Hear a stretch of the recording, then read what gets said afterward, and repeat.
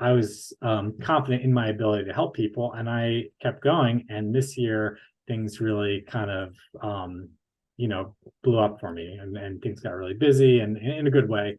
And I started to see a lot of success. So even though the market's down this year, I'm seeing my best year ever, and doing really well on that level. So that's kind of my journey, how I got to where I am today.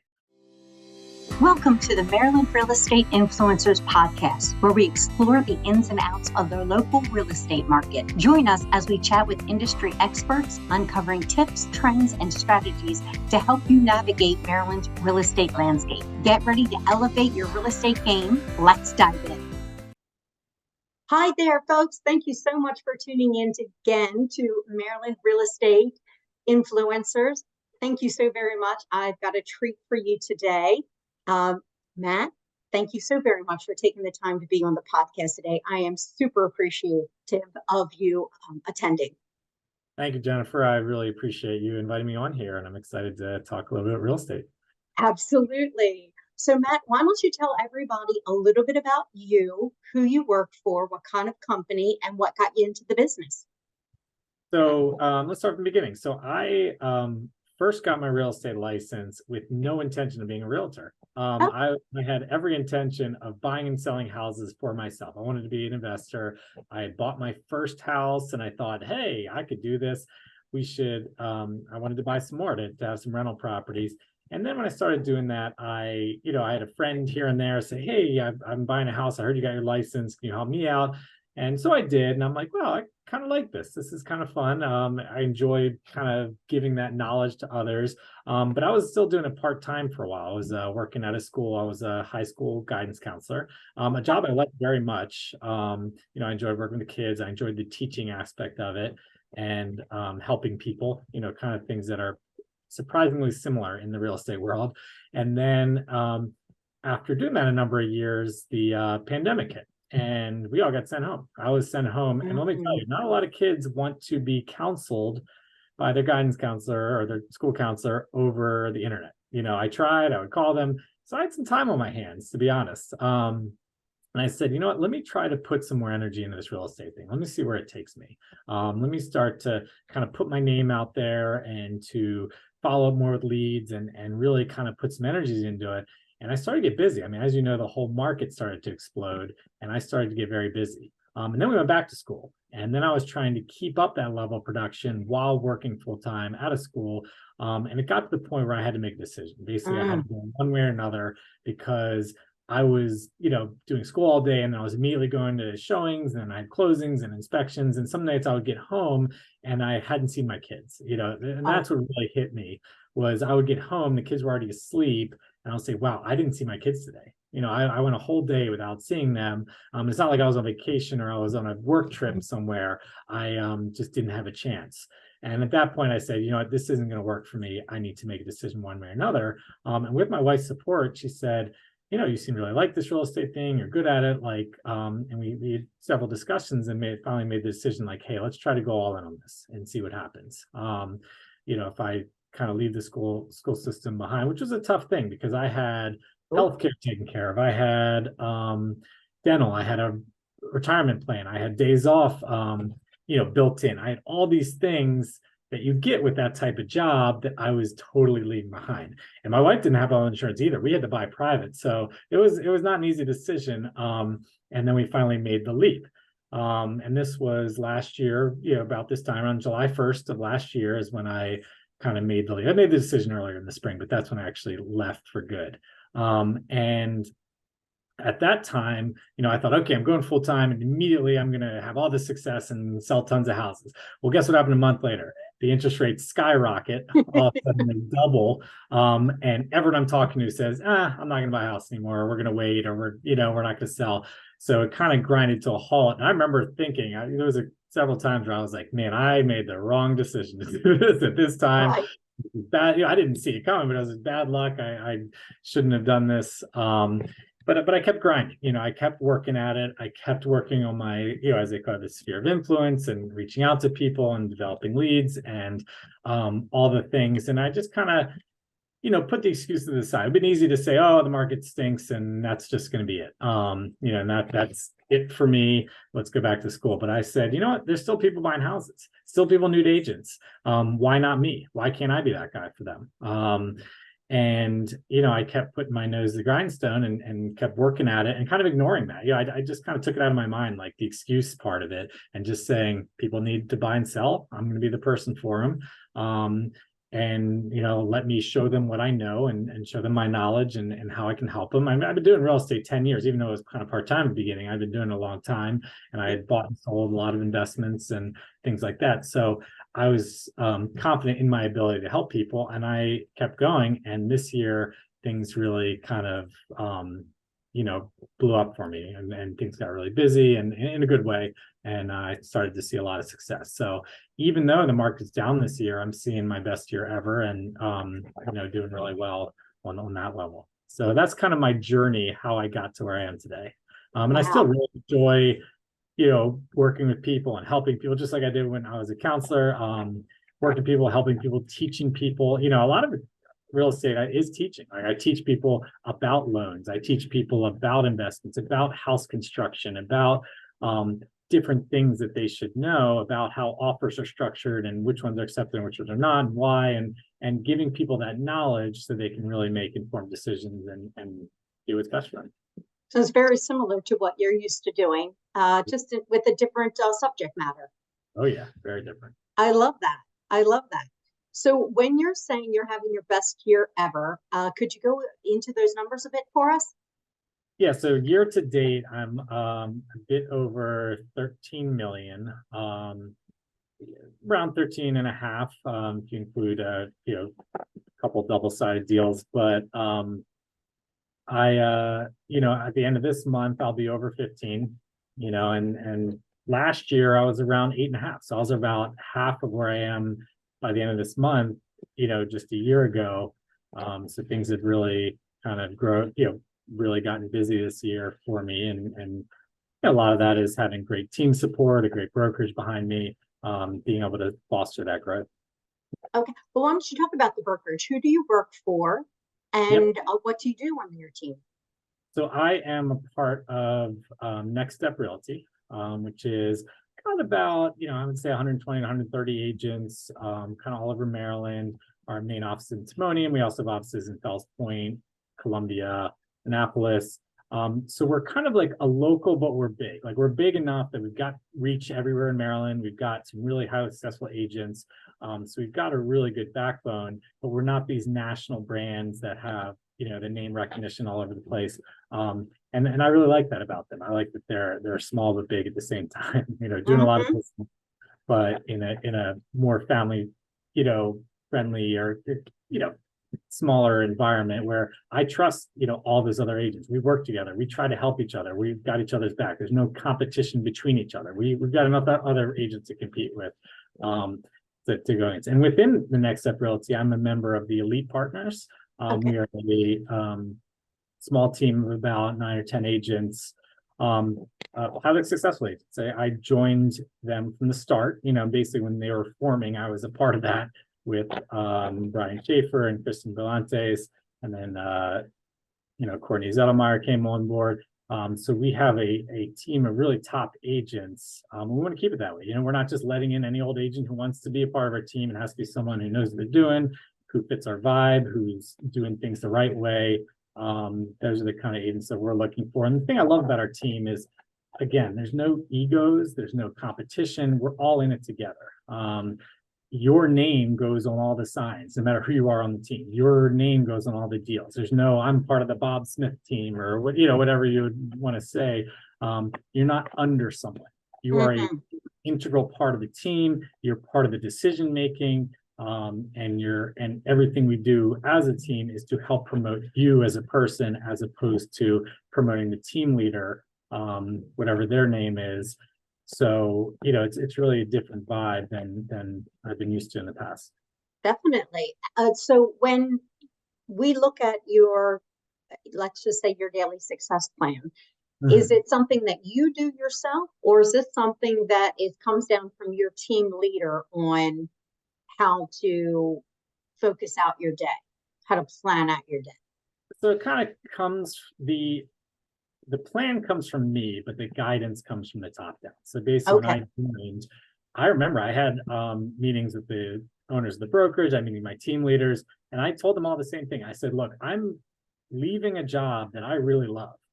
So I have there's no choice but to be successful. I'm going Mm, to be successful at this, because I made this decision, so I'm going to do it. So how do I get there? So I went to the top agents in our team and the top agents in our brokerage and said, what do I need to do? What is making you successful? What can make me successful? And they gave me that guidance. And they gave me suggestions. And they gave me the tools to do that. And I took a lot of the stuff they are suggesting. I put my own twist on things. I had my own okay. ideas as well. So it wasn't like, I'm just taking their formula and using it. It's like I'm taking their formula, adding in my own twists, and kind of coming up with a hybrid and doing it. So I That's certainly feel fabulous. I have the guidance in order to be the best that I can be, but there's no forcing of that. There's no them saying you do this or you're gonna be this, or this is what you have to do each day. It's no, cater your own plan, but here we're gonna give you the tools to make sure you're successful. And whether that's the CRM or the advice or the the organization, the support, the transaction coordinators. I mean, there's a lot of different things that go into it. The marketing has been, superb too. So there's a lot of different features that have helped me be successful, from the top down. That's fabulous. That's fabulous. So when you're talking about having your best year ever, how do your numbers break out? So how much of that business is based on your sphere of influence, past clients, referrals, friends, family, coworkers, and then leads of any sort? That's a great question. I mean, I have to sit down and actually like break it out. But I would say, about a quarter is probably coming from leads from Zillow. So we, our team is a part of Zillow and we get Zillow leads. But from that, I have been able to get other leads, whether it's, friends of theirs or family of theirs, or kind of using those to bounce off into others. I would say another quarter is from friends and family, people I know, people that are seeing my success. When I say seeing my success, putting on social media posts and really kind of sharing my successes. People see that and people always want to be a part of that, and they want to use the agent that's successful and good and confident and all those things. So I've had a quarter friends and family, a quarter, let's say, were referrals from those friends and family or from past clients or different things like that. And how many quarters is that? That's 3/4. Yeah, I would say that. Another quarter is, past clients are using me again. I hope to have 100% retention when it comes to past clients, that they say, yeah, that Matt did a great job. I want to use him again. And everyone's going to, the average person buys a house every like 5 to 7 years. So I hope that they are going to remember me and call me up. And I'm starting to get that, like I said, I've been doing this 10 years. So I'm starting to get those repeat clients show up, and that takes time to develop, but starting to see that success there. That's fabulous. Now, what are you doing to stay in contact with those past clients? So there's a ton of different CRMs out there. We have one called Follow Up Boss that Okay. helps you kind of stay organized with contacting them all. But the key is not to just contact them and say, hey, you're buying a house. Like that's not going to work. People get annoyed by that. They're going to start ignoring you. The key is to more naturally reach out to people. And the funny thing is, at first I'm like, man, this is going to be tough. I'm going to be forced to call my old friend I haven't talked to in 2 years. But then you kind of change your mindset and realize, like, I really do want to talk to some of these people. Some people I haven't talked to in a couple of years. Some people I enjoy catching up with. And I'm not even thinking about real estate when I'm talking to them. I'm just talking to them about their kids and their family and where they're living and what they're doing, and kind of catching up with people in a more natural way. And I truly enjoy that. We do a lot of client events too. And I like to reach out to them, say, hey, I'd love to see you. It's been a while. We're having this great client event. There's client appreciation, or we do some parties at different parks and things. It's a great way to kind of connect with those people and rekindle those friendships, rekindle those bonds, and not even bring up real estate. And I'll tell you what happens is 90% of the time they bring up real estate to me, not the other way around. So they say, what's going on in the market? Or what do you think I get for my house? Or what do you, I just saw this house down the street go up for sale. What do you think of it? So they 90% of the time bring up real estate to me, knowing that I'm in real estate and knowing that I'm doing it, because everyone's interested. It's a topic that everyone really enjoys talking about, especially if you own a home, even renters too. But they love seeing the market trends and what things are worth and equity and loans and all that stuff. So it kind of happens naturally, but you don't want to go into it thinking, okay, I'm going to just work the phone and say, do anyone who needs to buy a house? Do you need to buy a house? Do you need to do this? Because I find that's insincere. In addition is, can be kind of annoying to them. So to me, it's all about having that natural reasons to reach out to people. If I see anyone who's had a baby or gets pregnant or goes on a cool trip, I love to reach out and say, hey, how would the trip go? What's going on with I just saw you had another baby. What's the name? What's going on? And start it like that. And then people, remember who you are and think of you more often. And when their neighbor the next week says, hey, I'm looking for a realtor, they go, wow, I just had a great conversation with Matt Mindel the other day. And then all of a sudden they are then, having you, as we call it, top of mind. That's the word we always use, is keeping yourself top of mind to those people. That's fabulous. I love hearing that. So you're utilizing your CRM completely. That's something that you're in every day, and you make your notes in that and you follow up with your notes. Yeah, I mean, some days I'm better than others. I wouldn't say every single day, because sometimes I'm on the road or doing things, but most days I try to get in there and see, okay, who haven't I contacted for a while? Who's on my quarterly check-in list? Who are my current clients that I'm actually working with that maybe need to check in, haven't seen a house in a few days, or just might need someone to touch base with them. I love that. I love that. In the midst of all the chaos that's happening in our industry right now, and the negativity on the news, how do you keep a positive mindset? How do you ignore what they're blaring on TV? And how do you turn that what you hear off and turn it into a positive spin and be able to be productive during your work day? Yeah, I mean, what I mentioned before is you got to ignore it. I mean, there's going to be ups and downs in any market, in any field, and feeling sorry for yourself is not gonna help at all. And you got to realize, like, people are still going to buy and sell. People still need to move. People still have babies and need bigger houses. People still want investments. That's always going to be there. Now, there's going to be less, but there's still going to be a number of people out there, and people who are going to be doing those things. So the key is to almost shut it off and ignore it and kind of move forward, but also, like, use the information to make sure people's fears are, you're talking through those fears, because Yes. When I talk to a buyer, they're like, oh my God, the interest rates are so high, and maybe I should wait, maybe I should do this, maybe do that. And I say, hey, let's look at some market trends and let's talk about it. If the interest rates go down, what's going to happen in the market? What's the demand going to be like? What's your competition going to be like? Let's talk about refinancing. Let's say you're upset with your high interest rate. What is a refi? Because a lot of people don't even know you can. I talk to buyers and they have no idea that you can just refinance a loan and get a lower rate. And then they think, oh, that's got to cost tons and tons of money. And I say, okay, it costs a little bit, but you can roll that into your loan. You don't even have to pay it out of pocket. And when people hear that, they're like, oh, wow. So it costs me nothing and I can get a lower rate and a lower payment. I said, yeah. And my hope is in the next couple of years that will happen, but I can't guarantee it. And I'm careful not to guarantee things, because, of course, if people could predict stuff as well as they think they can, would be a lot more billionaires out there, because everyone before 2009 would know this crash was coming and start doing things differently. much differently. Yeah. I'm careful to be clear with people. I said, look, this is, and I'm genuine. This is what I truly believe. I tell every one of my clients I would never give you advice I wouldn't follow myself. So these are the things I truly believe. And I tell them, look, you should be buying houses right now, even though the rates are super high, because when they drop, prices are going to go higher, and you're not going to want to compete against everyone in the world. There's a ton of people right now who are waiting on the sideline for interest rates to drop. So for example, I'm house hunting myself all the time. I'm looking for my next investment, and I'm not going to let the interest rate or the market trends really dictate. If I find a good deal, I find a good deal. I'm not going to wait, because most time when people wait, they end up waiting themselves into more money. I found that in the past. I had a client, several clients I can think of in like 2019 were like, oh, I'm going to wait till the market goes down, wait for the market goes down. It's gone up 20% since then. I mean, it's gone up astronomically, and they've waited themselves into another 100 grand. Yep. And I'd say, do you want to be that person, or you want to be, because over time, there's ups and downs.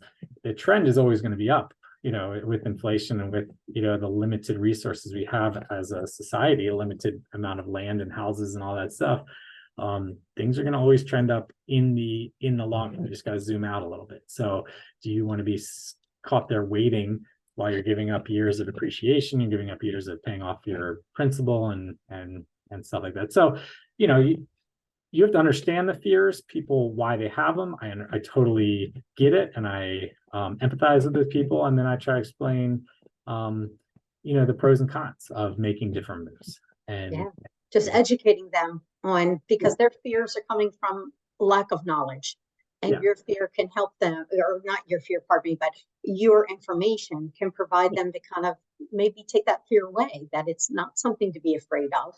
Let's just work out the numbers. Let's know what we're talking about so that you get comfortable in that situation. Because the example that you showed, I can't tell you how many people that I spoke with that were in that same thing that are now looking at a house $100,000 more expensive. Now your payment's your payment is several $100s more expensive too, just because they didn't start looking and wanted to wait it out, thinking it was going to change, and thought that those 299 rates were going to be around forever. In general, people who try to time the market, it's a very tough thing to do. It is. There's a lot of luck involved. And I say, when you're ready to buy, you're ready to buy, letting yourself kind of be timed by things. There are different seasonal ups and downs you can kind of work on. But I always say, like, okay, wait till the winter, there's less buyers, but there's also less sellers. So is it really helping you that much? In the spring, there's a lot more sellers, but then there's also more buyers. So, you can do some small timing things and work on that. But overall, if you're waiting for years, if you're waiting for this giant market crash, you're waiting for this, you're waiting for that, no one's been able to consistently predict that stuff. Very true. Very true. I'll tell you, it is extremely hard to predict that stuff. And if you're ready for a move and you want to live in a new place or you want an investment, I'd say make the move, make a smart decision, and in the long run, you're gonna be happy for it. Yeah. Thank you for telling us about some of the latest trends that you're seeing in the marketplace. Real quick, I always tell the story where my father, 1970, around there, 72, I forget the exact year, but he bought a house for $70,000. He thought at the time he should have paid 65. He felt he overpaid a little bit. And he said he was really upset about it, lost some sleep over it. Today, he could sell that house for $500,000-$600,000 without even blinking an eye. And to sit there and stress over that $5,000, maybe I should have waited, maybe I should have done this, maybe I should do this. Sure, but like I said, if you zoom out, you can drive yourself crazy with those little things. But when you're ready to move, you're ready to have that house to build or do whatever you want to do. Just make the move and make a smart decision at the time, but you'll be okay. I love that story. Thank you for sharing that.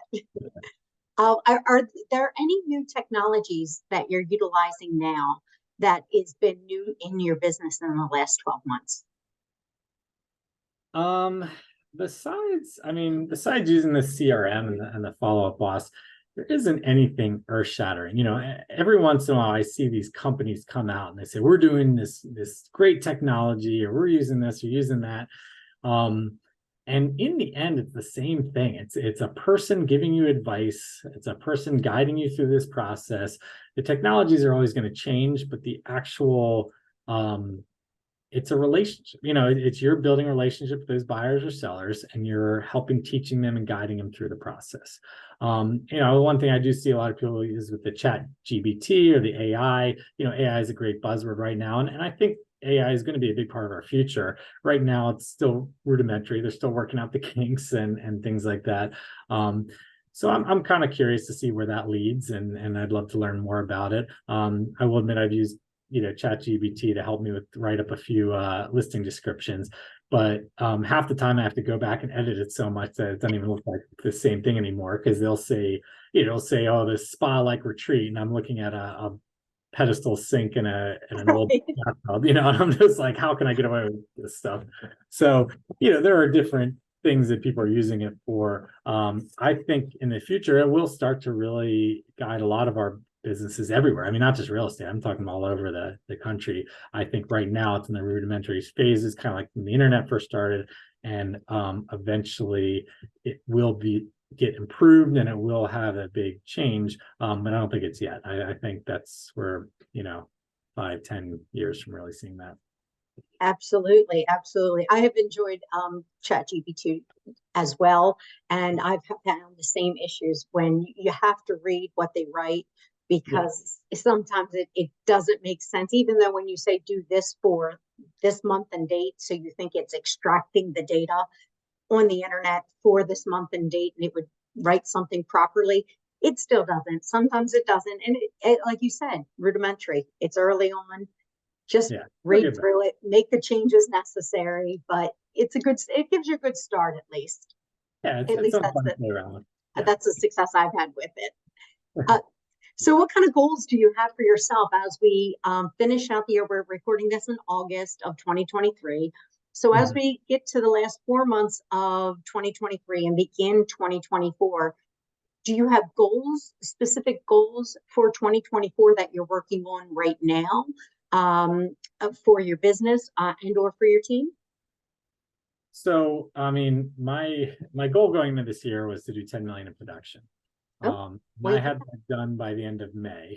So I needed to adjust it. So I said, okay, I'm going to do 15. I'm going to have 15 by the end of August. So we go up to 20. So my goal is always moving.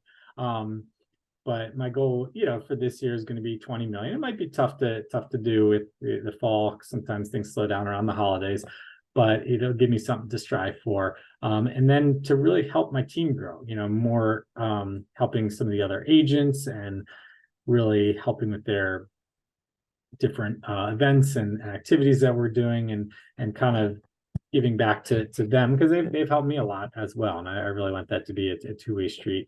So I don't know if I have an exact goal for that. I know our team goal is 100 million, and we're on track for that. So that's a great thing to know, but to do whatever I can to help that team grow and be the best it can be. That's fabulous. That's fabulous. Now, I'm very cautious on how I ask this question, because I always say, if there's one secret that you think that has made you as successful today as you have become, that I'm not asking you to give up your secret sauce if you feel like you have a secret sauce. That's not my intent here. My intent is to ask you that question because it could be simply like utilizing my CRM and making sure that I'm doing X, Y, and Z. So I'm not asking you to give up any secret sauce, but do you feel as though what was been the secret to having you go from doing this part-time to then taking a risk on yourself and coming out on the other side a year and a half later and having outrageously large production and your best production in the last 10 years that you've been licensed? What would you accredit that to? So I would accredit that to a number of things, not just one thing, but being genuine, being genuine with your clients, being genuine with your friends, family, all that stuff. Never force things, never try to jam it down their throat, I think, because people feel that immediately. And it doesn't leave a good taste. So you want people to feel like you care about them. You have to generally care about them. I care about every one of my clients and every one of my anyone I cross paths with. And because of that, they feel that, and I think they're more likely to recommend you and want to help you and things like that. In addition to that is to really take some chances. I mean, there was a lot of things I did this year. I'll be honest, I was trying a bunch of different tactics. I was sending out mailers one week. The next week I did a photos of Santa for my clients to come and get like free photos of Santa, and doing different events. And I was just kind of trying different things out to see what worked and what didn't work, what got me good feedback, what didn't. Now, you can't just go crazy and do a million different things or you'll run out of money and time, but to kind of be open to trying different things, using your relationships with your lenders and your title companies and other agents to really build that up, and not being afraid to try some things that are kind of different and kind of outside the box sometimes. Any excuse to communicate with people and to connect with them is going to be a good thing. And I also had to learn to be, confident in myself and what I was doing. And, at first I was like, oh, I'm afraid to post on social media too often, or people are going to think I'm just all about real estate and all this stuff. And, but then I realized, like, hey, if I'm having success and I'm having fun and I'm being genuine about it, there's nothing wrong with it. And to not kind of, get rid of that anxiety or that bashfulness. And I still struggle with it. There's still times where I'm like, oh man, I don't know if I should say this or do this, or, it's gonna be embarrassing to post this. And then starting to realize, like, hey, these are people too, and we all have our our own anxieties and things we're thinking about, and to really just kind of overcome that and put yourself out there and be genuine. Like I said, be genuine in your posts, be genuine in the way you talk to people, and people will want to gravitate towards you. I love that. Thank you so very much for sharing that with us. I've found that throughout the years, my children are grown now, but I got into the industry 25 years ago, and I made a rule that I was going to do marketing based on what age my kids were doing and what my kids were into, because it made my life easier. So I remember having breakfast with Santa. My sister was a volunteer firefighter. We had it at the fire hall. My ex-husband dressed up as Santa, and we had a huge event, and we had 200 people come. And as my kids got older, I stopped having breakfast with Santa, not because it wasn't super successful, because it simply didn't fit in the lifestyle as my children got older and didn't do things like that. So we stopped doing it. And it was worked for me, is to do what my kids could do with me when they could do it. So then we would do more of like feeding the hungry at the holiday times and do things like that I wanted my kids involved in. That made life very much easier for me. So I'm glad that you're finding what's working for you. And, hopefully you have an opportunity to throw the kids in the mix, because that makes it a lot of fun too, especially when they're itty bitty, because now that they're big and they're grown and they're on their own doing their own thing, I kind of miss doing marketing things with them. About the kid thing, like a lot of the decisions I've made were because of my kids. I mean, I changed careers so I could have more time with my kids.